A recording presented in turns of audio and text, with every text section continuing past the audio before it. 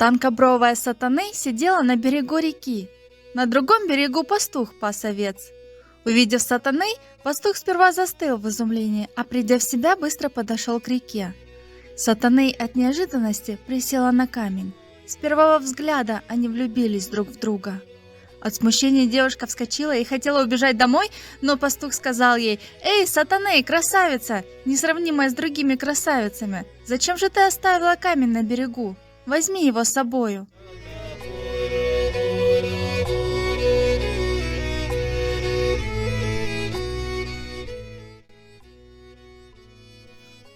Сатаны послушалась пастуха, взяла камень домой и положила его в теплый очаг.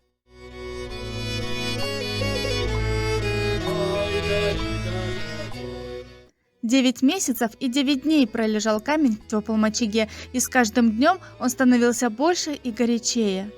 Он раскалялся и пылал огнем. Встревоженная сатаной побежала к Тлепшу, богу-кузнецу. Она попросила его прийти к ней домой, так как боялась, что он не поверит ей на слово. Тлепш собрал все орудия своего ремесла и вышел из кузни. Удивился бог-кузнец, увидев пылающий камень.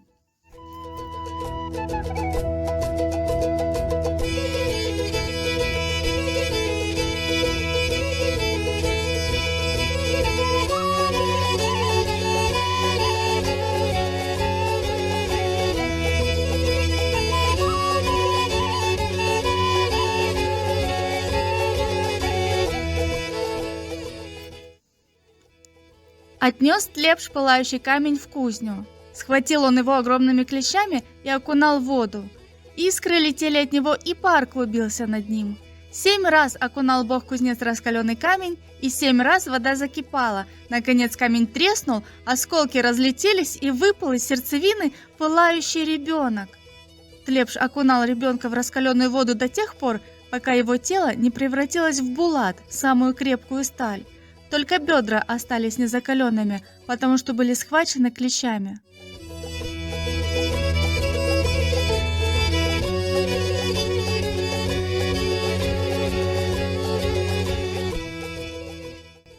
«Теперь бери своего булатного мальчика», — сказал бог-кузнец, осчастливленный сатаной.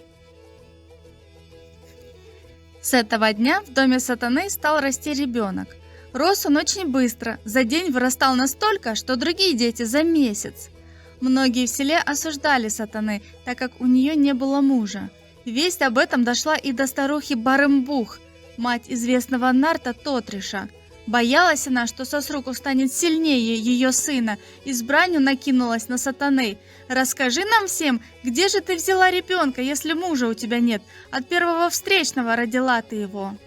«Он родился не так, как другие дети», — сказала сатаны. «Он родился из камня и закален Тлепшем. Оттого и назван он Сосруко, что означает «сын камня». Это еще больше возмутило Барымбух. «От нечистой силы, — говорит, — был он рожден, и уничтожит он весь нарский народ».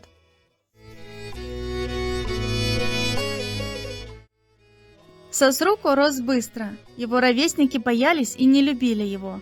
Стоило им разгневать его, как он начинал искриться. С некоторого времени надоело маленькому Сосруку дружить с ровесниками, и полюбилась ему кузня Тлепша. Стал он часто захаживать к богу-кузнецу.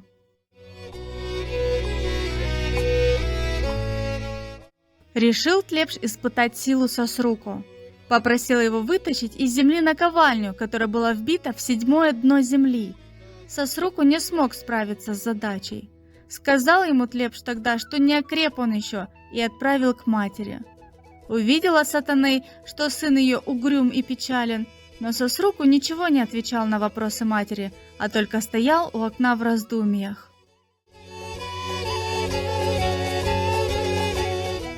Несколько дней приходил Сосруку в кузню Тлепша до его прихода. С каждым днем ему удавалось немного расшевелить наковальню. На 4-й день ему удалось вырвать ее из 7-го дна земли. Он бросил наковальню у входа в кузню и отправился домой.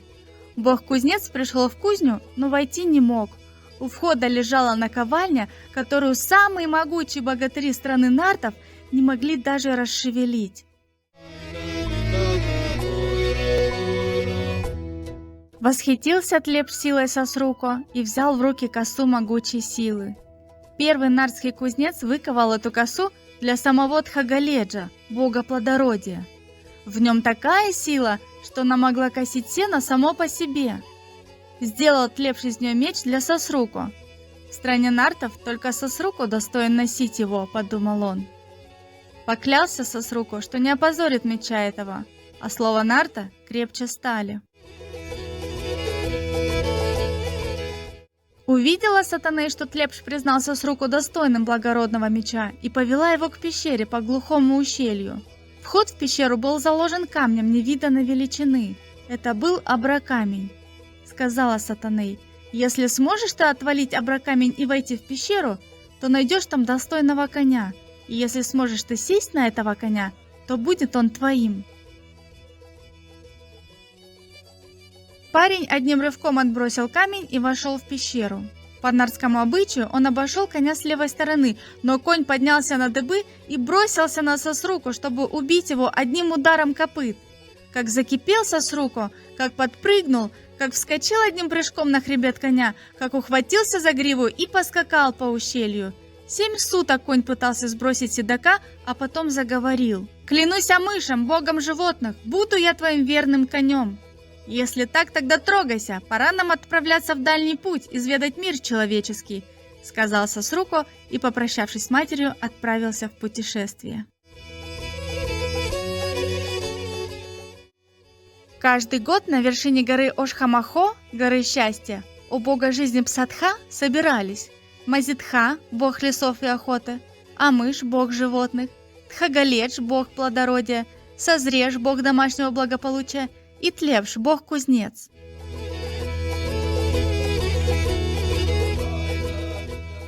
Собрались и пили сано, чудный напиток, в котором была сладость и крепость, который окрылял разум и умножал отвагу. Санопитием называлось это собрание, и на него каждый год боги приглашали человека земли, самого храброго и сильного.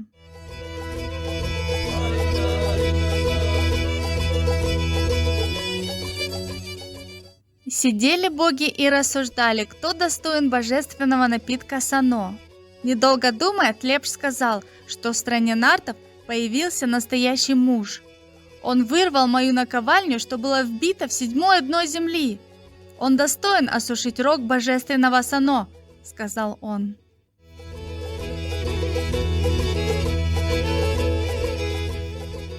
Пригласили боги Сосруко и дали ему напиток. Так понравился напиток Сосруко, что он попросил еще один. Нарушая вековые традиции, в надежде, что Тха, великий бог богов, простит их, решили дать ему еще один рог. Сила не в напитке, вмешался бог плодородия, а в том, что на дне этого бочонка находятся семена сано.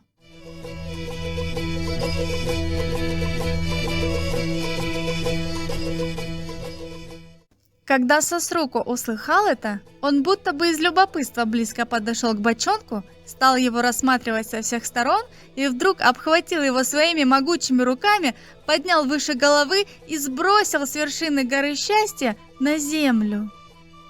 «Пусть не один человек, а все люди на земле вкусят напитка богов», — сказал Сосруко.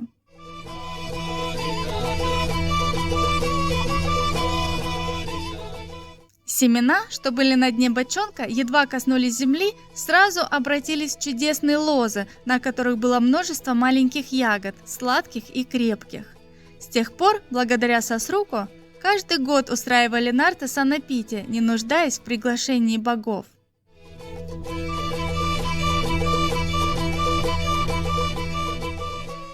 Побывал Сосруко на вершине горы Ошхамахо, где собирались нардские боги.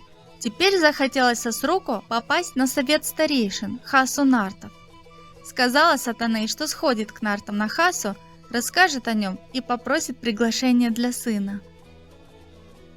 Поехала Сатаней в Хаса, просила научить Сосруко всем старинным нардским обычаям. Но ответили ей нарты, что хотя они и уважают ее, но не принято у них приглашать богатырей по просьбе матери. Посчитали нарты, что Сосруко недостоин даже презрительного взгляда, так как не видели они его в бою, не изведали они силу воина Сосруко, чтобы на Хасу звать. Печальная Сатаны вернулась домой и передала слова нартов, что Сосруку не мужчина, а ребенок, не бывал в сражениях и в песнопениях он не прославлен. Ответил Сосруку, утешая мать, что не боится он их злоречия и вступит в сражение с ними.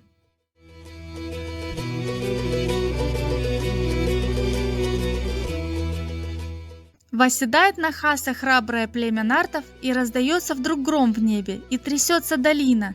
Предстает перед ними Сосруку. Дали нарты осушить рог Сано, и Сосруку сделал это. Дали ему второй рог, и он повторил, не моргнув глазом. После того, как Сосруку осушил третий рог, он вскочил и пустился в пляс, припевая: «Пусть решит нарский круг, кто я, враг или друг? Вот я весь, не таюсь, никого не боюсь!»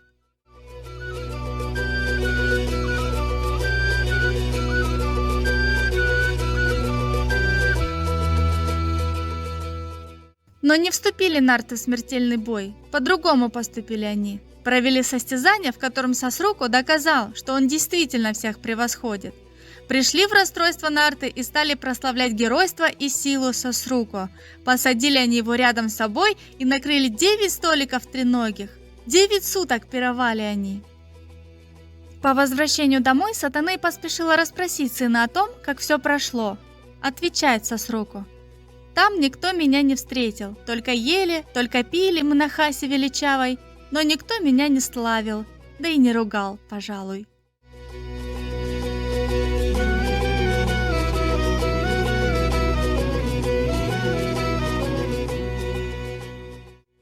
Однажды обитатели страны нартов собрались на большую Хасу. Тхагаледж, бог плодородия, обратился к нартам и сказал, что больше не в силах помогать им собирать урожай, так как состарился он, но решил одарить их семенами проса. Если сеять их каждый год, то не будет ни урожая. «Крепко храните семена проса», — сказал он. Нарты построили амбары и охраняли благодатные семена проса днем и ночью. Но когда Тхагаледж поучал нартов, подслушал его слова Еменеж, заклятый враг человеческой радости. Был он чудовищем с телом дракона и лицом великана. Подслушал он, где нарты хранят семена проса.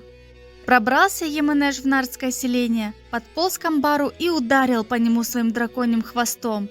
Нарт, хранитель амбара, был убит, а сам амбар раскололся надвое. Еменеж схватил семена проса и исчез. «Пока мы живы, не достанутся наши семена Еменежу!» — крикнули разгневанные нарты. «Вам придется проделать большой путь, — сказала Сатаны, — отправиться за край неба». Снарядили тогда нарты 10 всадников, не вернулись всадники. Снарядили 100 всадников и отправили их к Еменежу, и не вернулись они. Едет Сосруку по стране нартов, видит страну в глубокой печали и узнает, что украл Еменеж семена. Напутствуемый Сатаны, Сосруку сел на коня и поскакал за семенами благодатного проса. Путь Сосруку был очень длинный, но наконец вступил он во владение Еменежа. Там, где начинались владения чудовища, возвышалась высокая горная вершина.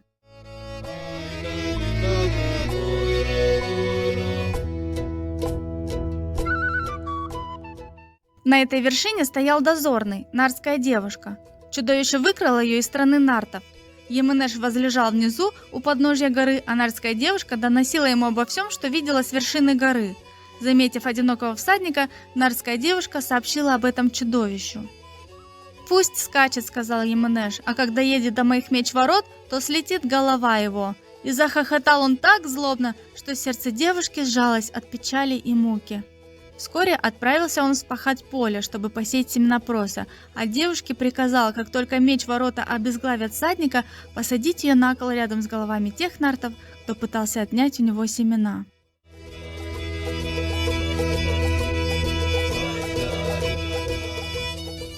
Наблюдая за всадником, девушка подумала, что впервые видит такого отважного человека. В крепости Еменежа не то что человек, птица не могла пролететь. Мечи смыкались и рассекали любого надвое. И тут Сосруку воскликнул: Тлепш, славный кузнец, ты сковал мне меч из косы бога плодородия. Сделай же так, чтобы мой меч рассек ворота Еменежа, врага человеческой радости. Сказав так, Сосруко отъехал назад, ринулся как вихрь вперед и на всем скаку взмахнул мечом, рассекая меч ворота. Мощные лезвия упали с протяжным звоном. Сосруко въехал в крепость.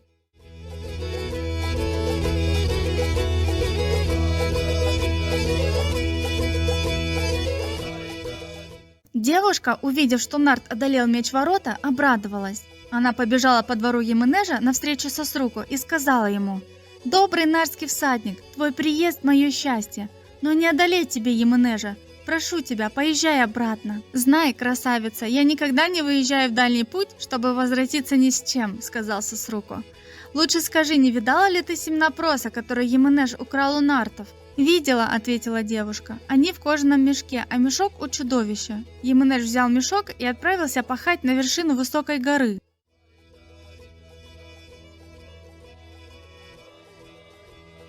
Сосруко поблагодарил девушку и помчался к горе Еменежа. Глазам Сосруко открылась поляна. Еменеж пахал, согнув свое драконье тело, а на суке дерева висел кожаный мешок с семенами проса.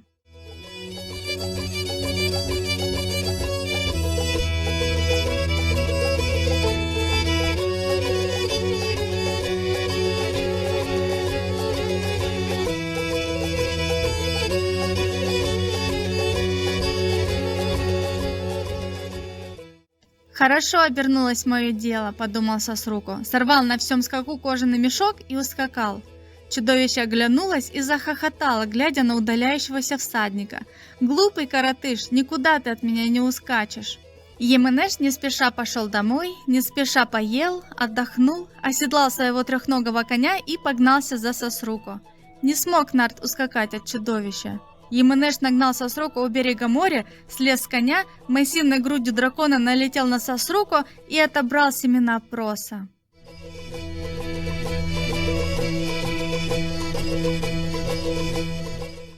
Но Сосруко вскочил и поехал по следам Еменежа так, чтобы тот не видел и не слышал его. Снова Еменеж взобрался на вершину неприступной скалы, снова повесил мешок с просом на сук дерева и начал пахать, а Сосруко прискакал к нартской девушке. «Ты должен убить Еменежа. Пока он жив, ты не сможешь вернуть нартам их семена», — сказала она. «Разве был бы он жив, если бы я мог убить его?» — воскликнул Сосруко, и в голосе его была мука и надежда. «Я помогу тебе», — сказала девушка. «Я узнаю, где находится его душа. Остальное пусть завершит твоя отвага. Но пока я узнаю это, ты должен помешать Еменежу посадить семена».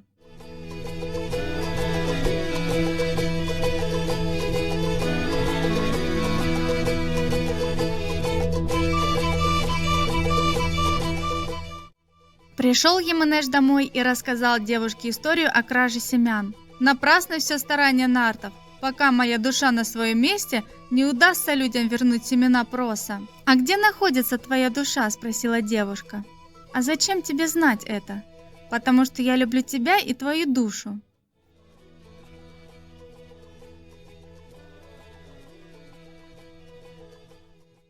Еменеж никого и ничего не любил, ему была ненавистна человеческая радость, но поверил нартской девушке, так как слова ее были ему приятны, и решил он испытать ее. «Моя душа вот в этой дверной раме», — ответил он.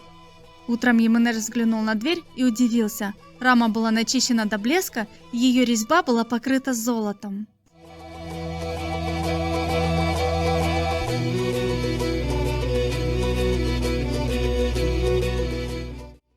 «Я не знал, что ты меня так любишь», — сказал он. «Я обманул тебя. Моя душа не в этой раме, а в том трехногом коне.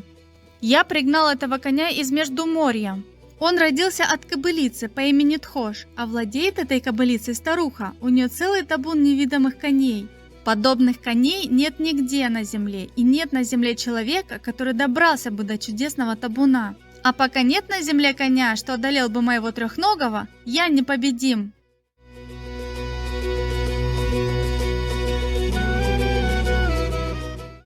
Нартская девушка рассказала обо всем Сосруко. Отправился он искать коня, рожденного кобылицей Тхош, но чтобы Еменеж не успел посеять свои семена, Сосруко вызвал такой сильный мороз, что горы потрескались. Этому колдовству научила его мудрая Сатаней. Еменеш сказал со злобой: «Диковинное дело, живу я здесь уже давно, а такого снега еще не видел. Разведи очаг, не то замерзну».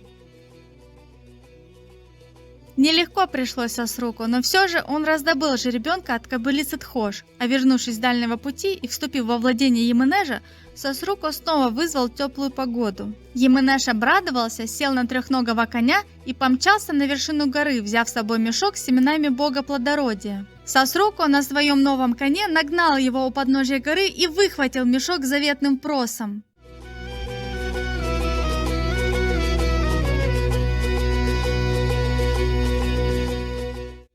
Поскакал Сосруку к девушке, забрал ее и отправился в страну нартов. Посеяли семена проса нарты, а потом 7 дней плясали и праздновали.